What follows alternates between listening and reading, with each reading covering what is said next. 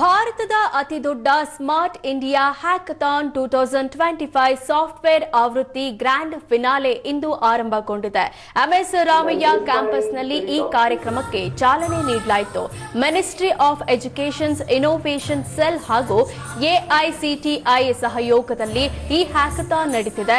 36 ಗಂಟೆಗಳ ಕಾಲ ಹ್ಯಾಕಥಾನ್ ಚಟುವಟಿಕೆಗಳು ನಡೆಯಲಿದ್ದು ವಿವಿಧ ತಂಡಗಳಿಂದ ಸಂವಾದ ಮತ್ತು ಮಾರ್ಗದರ್ಶನ ನಡೆಯಲಿವೆ. ಭಾರತದಲ್ಲಿ ನಾವೀನ್ಯತೆ ಹಾಗೂ ಉದ್ಯಮಶೀಲತೆ ಉತ್ತೇಜಿಸುವ ಉದ್ದೇಶದಿಂದ ಹ್ಯಾಕಥಾನ್ ಆಯೋಜಿಸಿದ್ದು ರಾಷ್ಟ್ರ ಮಟ್ಟದ ಸ್ಪರ್ಧೆ ಇದಾಗಿದೆ.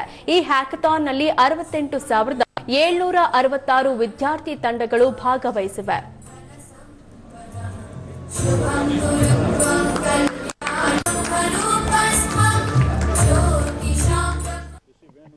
When we move towards developing the Viksit Bharat, I think young minds are going to be the catalysts. They are going to bring the change.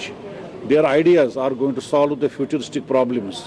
In that way, the Smart India Hackathon finale is going to be a great milestone in putting such ideas ahead. And Viksit Bharat is a journey for each one of us, where young, old, and each one of us have to work together. Their thought process, their thought-provoking ideas are going to bring us at the global map of entrepreneurship, innovation and creativity, and that is what is going to take Bharat towards its Viksit journey by 2047. I wish it happened. It was an interesting experience. I had been in this institute before, but this was an unique event with so many young people in their so-called hackathon, and I'm sure this will be a great experience for all of them competing with each other in a friendly and meaningful way, hopefully leading to their enhancement of their abilities and education, leading to something beneficial for India, the nation as a whole. ಹಸಿರು ಇಂಧನ ಕ್ಷೇತ್ರದಲ್ಲಿ ದಾಪುಗಾಲಿಡುತ್ತಿರುವ M11 energy transition ಸಂಸ್ಥೆ ಶಿಕ್ಷಣ ಕ್ಷೇತ್ರದಲ್ಲಿ ಅನೇಕ CSR ಚಟುವಟಿಕೆಗಳನ್ನು ಹಮ್ಮಿಕೊಂಡಿದೆ. ಉಡುಪಿ ಜಿಲ್ಲೆಯ ಪಡುಬಿದ್ರಿ ಬಳಿಯ ಪಾಲಿಮಾರು ಗ್ರಾಮದ ಸರ್ಕಾರಿ ಶಾಲೆಗೆ ಅಗತ್ಯವಿರುವ ಅನೇಕ ಸೌಲಭ್ಯಗಳನ್ನು ಒದಗಿಸಿ ಉದ್ಘಾಟನೆ ಮಾಡಲಾಯಿತು. ಇದೇ ಸಂದರ್ಭದಲ್ಲಿ ವಿದ್ಯಾರ್ಥಿಗಳಿಗೆ ಸ್ಪೋರ್ಟ್ಸ್ ಕಿಟ್ ನೀಡಿ ಪ್ರೋತ್ಸಾಹಿಸಲಾಯಿತು. ಸುಮಾರು 6 ಲಕ್ಷ ರೂಪಾಯಿ ವೆಚ್ಚದಲ್ಲಿ ಶಾಲೆಗೆ ಹೊಸ ಟೇಬಲ್, ಕಬೋರ್ಡ್ ಸೇರಿದಂತೆ ಅನೇಕ ಸೌಲಭ್ಯಗಳನ್ನು ಒದಗಿಸಿದೆ.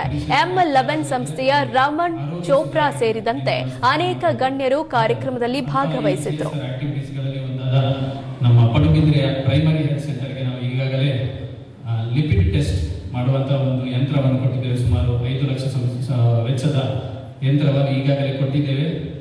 ಅದರಿಂದ ಕಿಡ್ನಿಗೆ ಬರುವಂತಹ ಯಾವುದೇ ಒಂದು ಕಾಯಿಲೆ ಮುಂತಾದ ರಕ್ತದ ಪರೀಕ್ಷೆಗಳನ್ನು ಅದರಲ್ಲಿ ಮಾಡಿ ಜನಗಳಿಗೆ ಅದೊಂದು ಸಹಾಯಕ.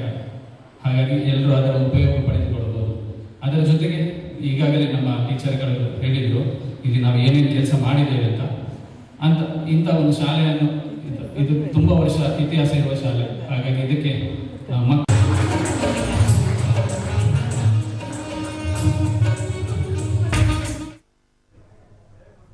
ಇದಷ್ಟು ಈವರೆಗಿನ ಸುದ್ದಿ. ಈಗ ಪಾರ್ಟಿ ರೌಂಡ್ಸ್ ಪ್ರಸಾರವಾಗಲಿದೆ. ನಮಸ್ಕಾರ.